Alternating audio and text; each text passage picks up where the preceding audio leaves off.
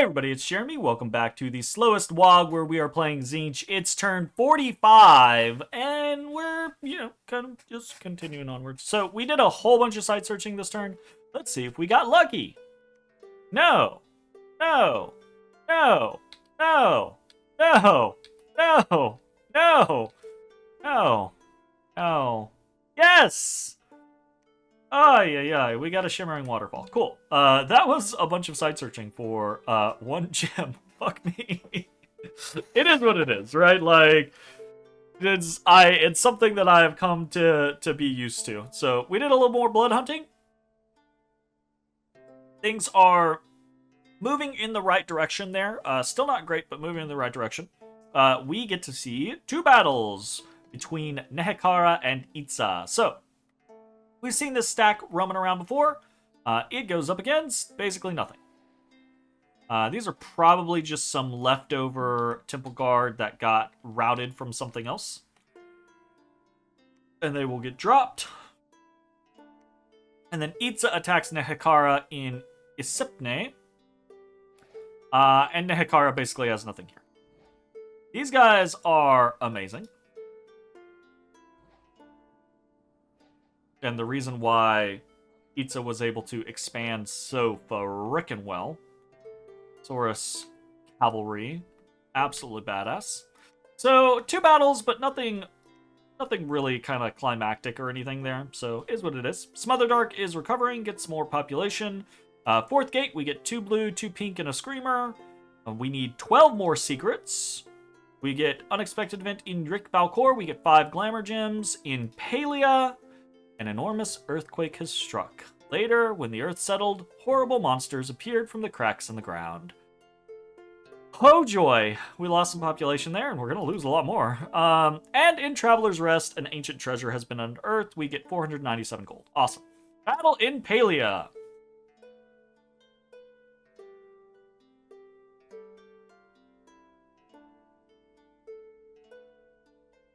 That's a fair amount of troglodytes there. Oof. They just squished those guys, and there goes a cultist. Yikes. Alright. Yeah, that's a lot of troglodytes. Found a Marauder Scout, had a cultist found. We're gonna pay the dwarves for that, and had a Marauder Scout found. Cormark is complete! Castle in Cormark is completed. Fantabulous. What are we actually doing this turn? So we've got a couple of different kind of objectives going on in this particular turn. We do have more blood hunting coming out. Not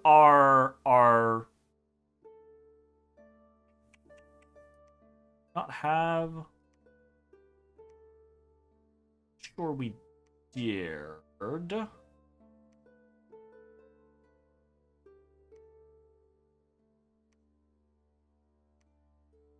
I guess we already got a guy waiting here. I thought we already had more of our Sanguine Dowsing Rods. Maybe we do not.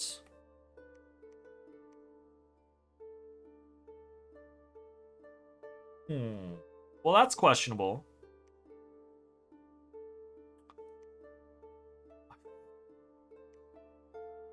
Oh, yeah, my brain. God. So we already have 3 Sanguine Dowsing Rods for this group of blood hunters, but we don't have anyone who is going out there this turn. So we probably should have just brought them over with this guy, or started bringing them over with this guy. I don't really know why we waited. Just a slip of the mind. But we've got Sanguine Dowsing Rods for these guys. They're going to be blood hunting with that in the next few turns. So we're going ahead and we are starting to bowl of blood our provinces, which is probably not a great idea, but it is what it is, right? Like, again, I'm a fiend for remote site searching. I like being able to look at a province and be like, they have all of the colored check marks. Yay! So is what it is. That is a thing that we're doing. We are also sending down a squad towards Palea, but this is not going to be enough. This is 70 units, and they will get squished. So I'm not sure. We've got some more stuff here, but I'm loath to send it all down immediately.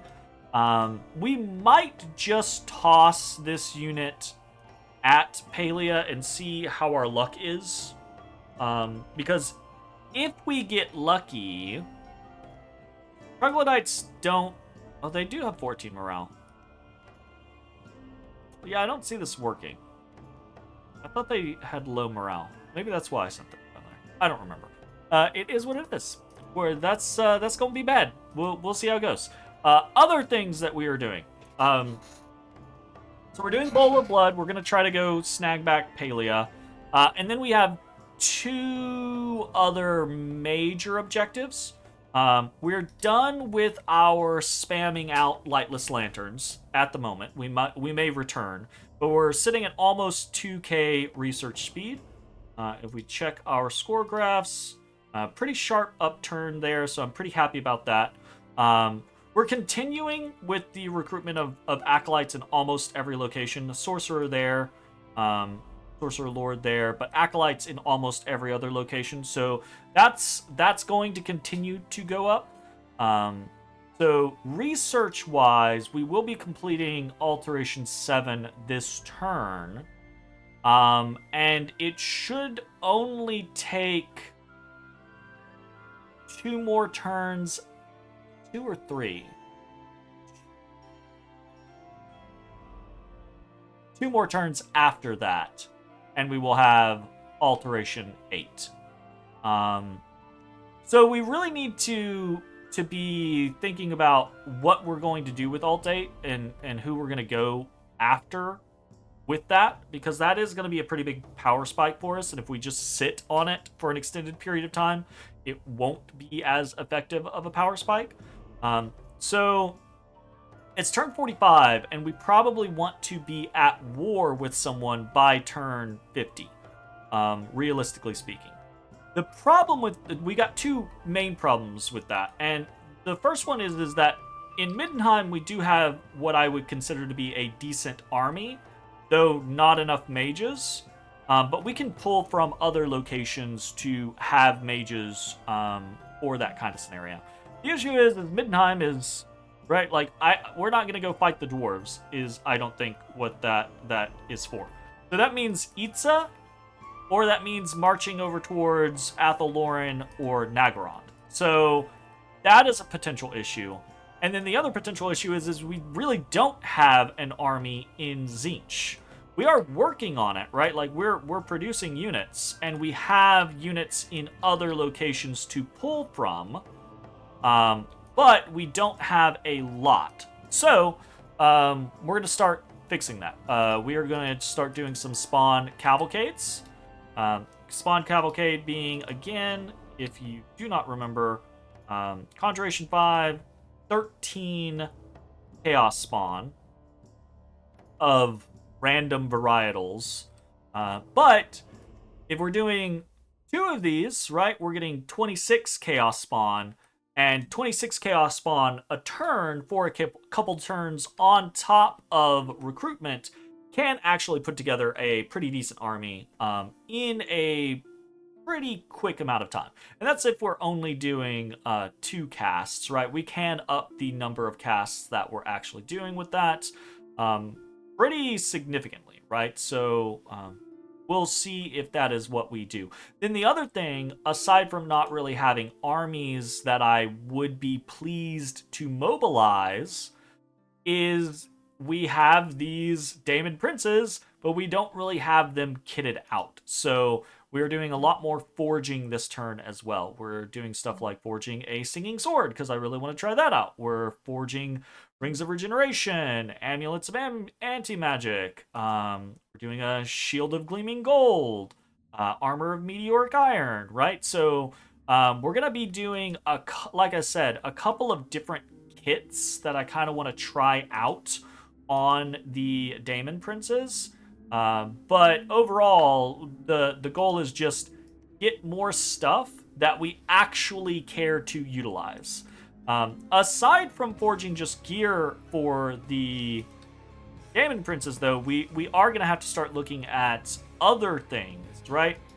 We do have several kind of like earth boots, and we have a couple of other things that we have created. Gossamer Veil, Ring of Wizardry as boosters and things like that, and then we have a couple of temp gem items that we've just collected.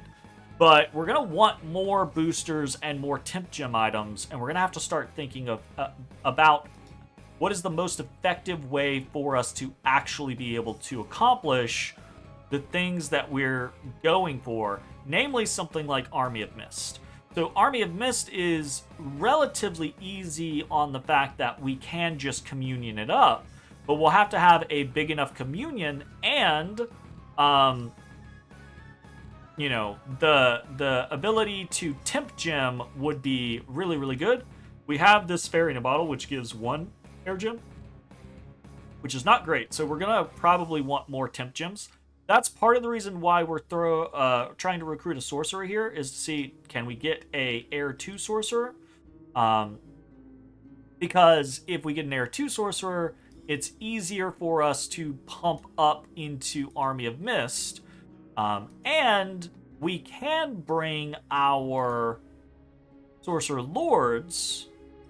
We have a couple of those, but we only have so many, right? So we can see, this is also something that I did last turn, I believe. You can see we moved a bunch of Sorcerer Lords around. Where did we move them all? Yeah, we moved some up to Middenheim. We moved some down to Balcoria. We moved some over to, or one over to Traveler's Rest. And that's because of the whole Inspiring Researcher. Unit makes everyone in the same province research faster. I don't think Inspiring Researcher stacks. Someone correct me if I'm wrong there, but I don't think, like, if you have 5 Inspiring Researchers in a province and they're all Inspiring Researcher +1, I don't think that means that every other mage in that province is getting +5. I think you only get the +1. And I think it is also you just get whatever Inspiring Researcher is the highest. So if you have several +1s and you have a +3, for instance, right, which I don't even think exists, but if it did, I think you just get the +3. But correct me if I'm wrong on that, because I honestly don't know. But basically, we moved Sorcerer Lords around last time, not only to prepare for the possibility of moving on someone in the near future, but also to try to spread out this Inspiring Researcher to try to counteract Stellar Focus, right? Stellar Focus increasing drain across the world, which does so for in Traveler's Rest, for example, that 1, 2, 3, 4, 5, 6, 7, 8, 9, 10, 11, 12, 13, 14, 15, 16, 17. That costs us 17 research, right? So by moving a Sorcerer Lord over here and giving all of those researchers Inspiring Research, we're basically counteracting the drain 1 in that regard, right? So that's the generalized situation. So yeah, main focuses are continuing to tech up and fully site search everything, right? Trying to create an army. I say an army, 2 armies really is what we're trying to create. We're trying to create 2 decently sized armies. Rather than having one like massive doom stack, we're trying to create 2 armies that can effectively fight separately, right?